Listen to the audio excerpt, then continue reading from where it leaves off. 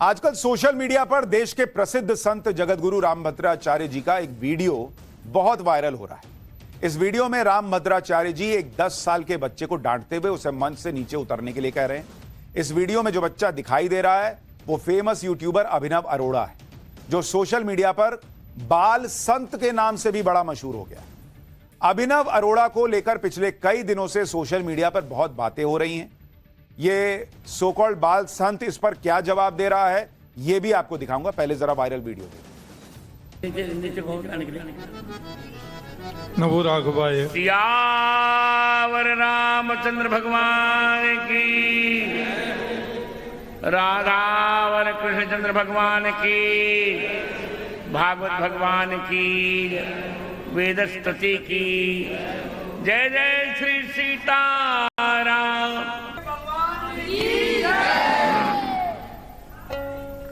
राजा रामचंद्र भगवान की।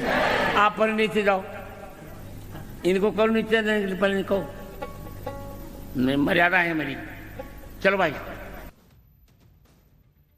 अब ये वीडियो बड़ा वायरल हो गया कि जगतगुरु रामभद्राचार्य जी ने अभिनव को इस तरह से जाने के लिए क्यों कहा।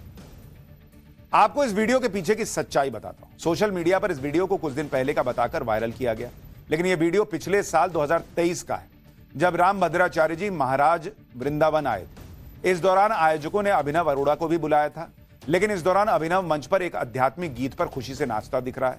इसी दौरान स्वामी रामभद्राचार्य जी ने अभिनव को मंच से उतरने के लिए कहा, लेकिन आयोजकों ने अभिनव को मंच से नीचे नहीं उतारा, बल्कि इसके कुछ देर बाद अभिनव रामभद्राचार्य जी के कुछ कहने से पहले ही उनके पास जाकर जयकारा लगाने लगता है।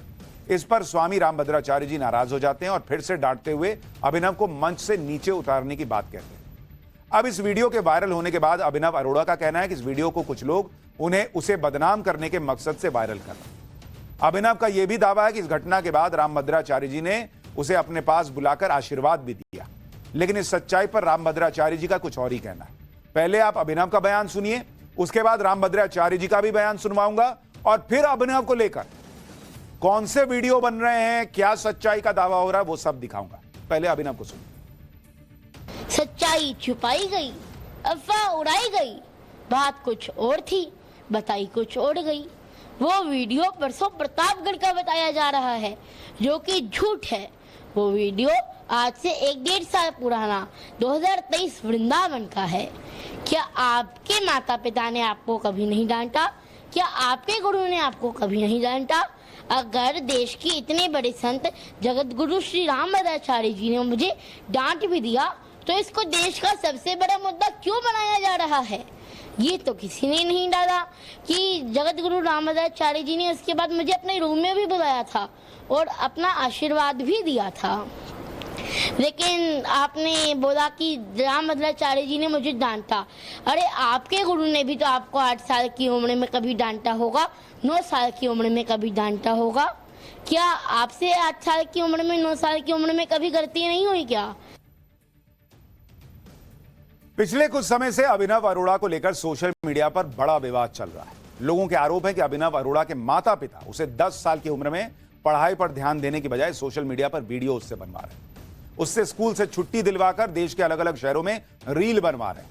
आमतौर पर इस उम्र में बच्चों की पढ़ाई को लेकर उसके माता पिता बहुत सीरियस होते हैं, लेकिन यहां तो अभिनव के माता पिता उसके वीडियो बनाकर उसे सोशल मीडिया पर सेलिब्रिटी बनाने में लगे हुए हैं, यह आरोप लग रहा है। इसके बारे में आपको आगे बताऊंगा विस्तार से, लेकिन उससे पहले अभिनव अरोड़ा को लेकर रामभद्राचार्य जी ने क्या कहा है वो भी सुनिए। दरअसल अभिनव अरोड़ा ने दावा किया था कि रामभद्राचार्य जी की डांट के बाद रामभद्राचार्य जी ने उसे कमरे में बुलाकर आशीर्वाद दिया था, लेकिन रामभद्राचार्य जी ने जो बताया उसे सुनकर आपको बड़ी हैरानी होगी। सुनिए आप। महाराज जी, आजकल बच्चे संत के रूप में लगातार प्रवचन कर रहे हैं काफी संख्या में, इसके लिए आप क्या कहें? ये दुर्भाग्य है। आपने भी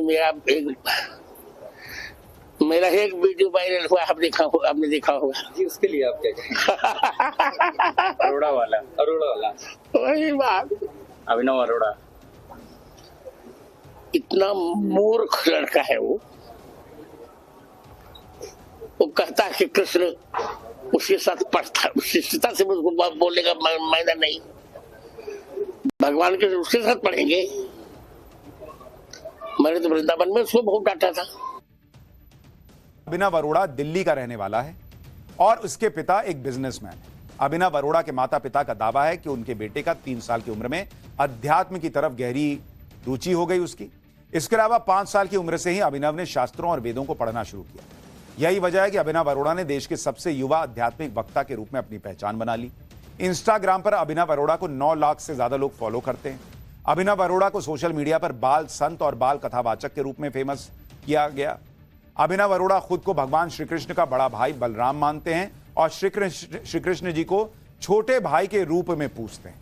लेकिन अभिनव का दावा है कि वो भगवान श्री कृष्ण से बातें करता है, उनके साथ शास्त्र पढ़ता है। आप भी सुनिए अभिनव की ये बातें, जिन्हें सुनकर बहुत से लोग अभिनव को बाल संत समझने लग गए थे। मैं श्री कृष्ण को अपने छोटे भाई के रूप में बसता हूँ। उनके साथ बातें करना, मस्ती करना, आनंद करना मुझे बहुत अच्छा लगता है। जब मैं शास्त्र पढ़ता हूँ तब वो भी मेरे साथ बैठ जाते हैं सुनने के लिए। जब कहीं मैं बाहर जाता हूँ तब वो भी मेरी उंगली पकड़ देते हैं साथ चलने के लिए और वो भी मेरे साथ चल पड़ते हैं। मुझे भी उनका बड़ा भाई होने के नाते उनका ध्यान रखना पड़ता है और वो भी छोटे भाई होने के नाते मुझे खूब सारा प्यार भी देते हैं। अब इन्हीं बातों को लेकर सवाल खड़े हो रहे हैं, क्योंकि अभिनव का दावा है कि भाई वो तो बड़े भाई हैं और भगवान श्री कृष्ण उसके छोटे भाई। अभिनव जिस तरह की बड़ी बड़ी आध्यात्मिक बातें कर रहा है, उससे सोशल मीडिया पर यह सवाल उठ रहे हैं कि क्या इसे ये बातें पहले से रटाई तो नहीं गई, क्योंकि अभिनव अपने कई इंटरव्यू में एक ही तरह से एक ही जवाब देता हुआ दिखाई देता है। इस जवाब में कोई शब्द इधर से उधर तक नहीं होता, लेकिन जैसे ही कोई अलग सवाल आ जाता है तो वो अटक जाता है। लोग क्यों ऐसा कह रहे हैं वो वीडियो आप खुद देखिए। जब आप किसी को देखते, कुछ लोगों ने उसके पिता की पूरी कुंडली खंगाल दी। अभिनव अरोड़ा के पिता का नाम तरुण राज अरोड़ा है। वो एक बिजनेसमैन और मोटिवेशनल स्पीकर है।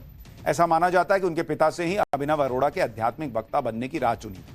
लेकिन अभिनव अरोड़ा के पिता पर कुछ और आरोप भी लगते रहे, जिसमें 2021 में तरुण अरोड़ा ने फालूदा एक्सप्रेस के नाम से एक बिजनेस चेन शुरू की। इसमें देश भर में लोगों के साथ फ्रेंचाइजी मॉडल पर फालूदा एक्सप्रेस के काउंटर खोलने का करार हुआ। लेकिन कुछ समय बाद यह बिजनेस फेल हो गया, जिसमें फ्रेंचाइजी लेने वाले कुछ लोगों के पैसे वापस नहीं लौटाने का आरोप लगा। इसे लेकर तरुण अरोड़ा के खिलाफ शिकायत हुई, जिसमें वो दिल्ली की एक कोर्ट से दोषी पाए गए। ऐसा कहा जाता है कि इस घटना के बाद तरुण अरोड़ा बिजनेस मोटिवेशनल स्पीकर बन गए। कई लोग ये कह रहे हैं कि अगर वाकई माता पिता की वजह से अभिनव अरोड़ा से ये सब करवाया जा रहा है तो फिर ये गलत है, क्योंकि बच्चे की तो कोई गलती नहीं, उसे तो जो कहा जाएगा वो करेगा ही। लेकिन अगर ये सब स्क्रिप्टेड है तो इस तरह से तो बच्चे का बचपन ही खो जाएगा। ऊपर से ट्रोलिंग हो रही है उसकी सो अलग, जिसका बच्चे पर बुरा असर पड़ सकता है। एक इंटरव्यू में अभिनव अरोड़ा ने यह भी बताया था कि वह सुबह 3:30 बजे उठता है और स्नान करने के बाद सुबह 6:30 बजे तक पूजा करता है। इस तरह की बातों को सुनकर लोग सोशल मीडिया पर अभिनव से पूछ रहे हैं कि भाई तुम स्कूल कब जाते हो, पढ़ाई लिखाई कब करते हो। हालांकि इसे लेकर अभिनव ने साफ किया कि वो स्कूल तो जाता है, लेकिन रामभद्राचार्य जी से डांट खाने के बाद वो अब स्कूल नहीं जा पा रहा है, क्योंकि इस वीडियो के वायरल होने के बाद लोग उसे धमकी दे रहे हैं। पहले आप अभिनव का यह बयान सुनिए, इसके बाद लोग सोशल मीडिया पर किस तरह नाराज हैं वो भी दिखाऊंगा। वो कह रहे हैं आप स्कूल नहीं गई। अरे मैं स्कूल जाता हूँ और आज ऐसी स्थिति आ गई है कि मुझे इतनी ज्यादा ट्रोलिंग कर रही है कि मैं इन लोगों की वजह से स्कूल नहीं जा पा रहा हूँ। मेरी वजह से मेरी बहन भी स्कूल नहीं जा पा रही है।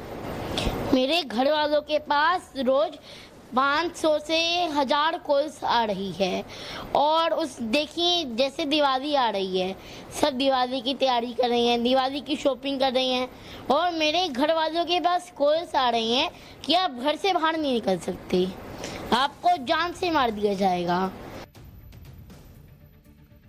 देखिए, सोशल मीडिया दोधारी तलवार की तरह होती है। अगर ये इंस्टेंट फेमस होने का जरिया है तो फिर इसे लोग भी एक एक बात इस पर मॉनिटर करते हैं, फिर ट्रोलिंग भी होने लगती है। कुछ समय पहले तक ऐसे दिन भी थे जब अभिनव अरोड़ा का बड़ा जलवा था सोशल मीडिया पर। अभिनव के आध्यात्मिक यात्राओं के वीडियो वायरल होते थे।